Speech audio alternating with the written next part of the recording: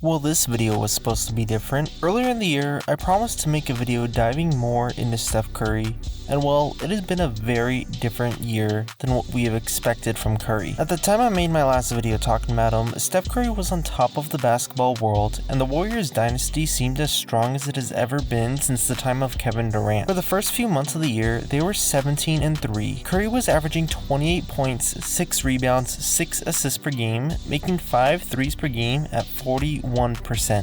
Curry was on pace to hit over 440 three-pointers, which would have shattered his already absurd record of 402.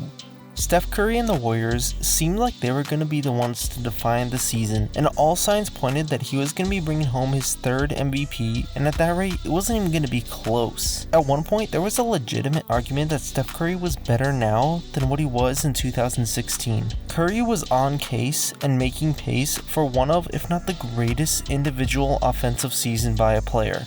And then, he broke the all-time three-point record. Now, I don't know if breaking the record did something or what, but just before Curry broke it, he was already in a slump. Well, at the time, many of us expected after he broke the record to return back to his normal self. He never did. The days turned into weeks, and the weeks eventually into months. Curry's temporary shooting slump began to define his season and ruin his once shoo-in MVP case. Ever since Steph Curry broke the all-time three-point record, he's been averaging only 24 points, 5 rebounds, 6 assists, making 4 threes per game at 36%. Mind you, making 4 threes per game on that efficiency is at very least above average and better than most players in NBA history, but for Curry, this is near the worst year of his career shooting-wise. The once dominant lead the Warriors had over the West had shrunk. Phoenix convincingly took the number 1 seed, and Memphis locked it in at number 2. Now with only a few games remaining, the Warriors are battling with the Mavericks for the 3 spot. While Curry's stats are down this year, he has still been one of the better players in the league and probably the best point guard in the NBA, although I would argue that position is up for much more debate than years prior. Anyways though, Curry has been down, but he has still had a pretty good year all things considered, and to be honest, he is on the best team he's had since probably 2017. Since Steph Curry's injury, and even a bit before it, Jordan Poole has been absolutely amazing, becoming one of the league's most electric young guards. Jonathan Kuminga has shown flashes of potential of being an excellent slasher and hustle defender. Klay Thompson has actually appeared to recover from his Achilles and ACL tear. His efficiency has been down a bit, but he's still scoring near 20 points per game, which is pretty remarkable. Andrew Wiggins can be good sometimes, and at least while Draymond Green is there, Draymond Green's Draymond Green. As long as you don't want him to score, he's still elite at every other part of basketball. So while Steph Curry isn't nearly as good as he was to start the season, he still ranks as one of the top point guards in the league. And when he is on, he's not only one of the best in the game, but one of the best of all time. He's on a Warriors team that has plenty of depth and is not very top-heavy like how they were in the past.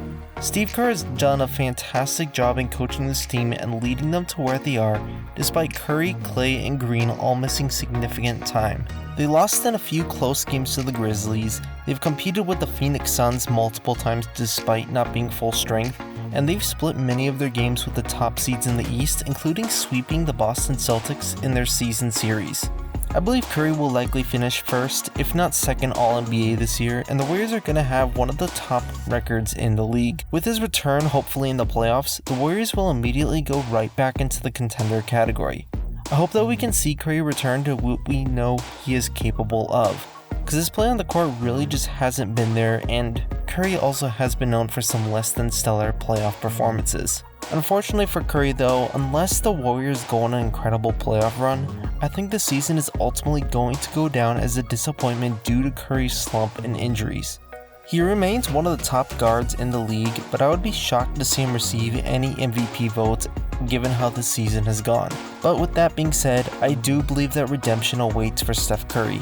If he can return back healthy towards the playoffs, Steph Curry is in perfect position to lead the Warriors, once again an incredible team when they are healthy. If he can somehow get rid of this slump, the rest of the league needs to watch out.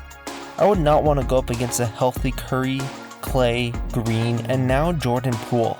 It has been a few years since we have seen the Warriors dynasty take over the league, and I think this year, there's a chance they might come back.